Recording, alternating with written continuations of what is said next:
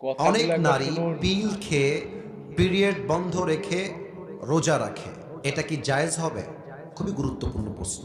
অনেক নারী গুরুত্বপূর্ণ প্ল্যান প্রশ্ন। করে যে আমি পিরিয়ড বন্ধ রাখার জন্য পিল খাবো, এতে করে আমার পিরিয়ড বন্ধ হয়ে যাবে, আমি আরামে আয়েসে রোজা রাখবো, কোনো প্রবলেম আমি ফেস করব না। এটা কি আদৌ জায়েজ আছে কিনা?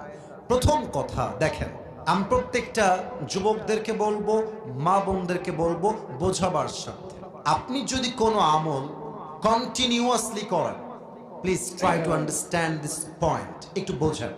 আপনি প্রত্যেক দিন ৫ ওয়াক্ত নামাজ বা জামাআত আদায় করেন, একটা দিন ঠিক। প্রচন্ড বৃষ্টি হয়ে গেছে অথবা আপনি অসুস্থ হয়ে গেছেন, হাদিসে এসেছে যেহেতু আপনি অলওয়েজ এই আমলটা করেন, বৃষ্টির জন্য অথবা আপনার ফিজিক্যাল সিকনেসের জন্য আমলটা মিস হয়ে গিয়েছে, আল্লাহর হাবিব বলছেন যেহেতু বান্দা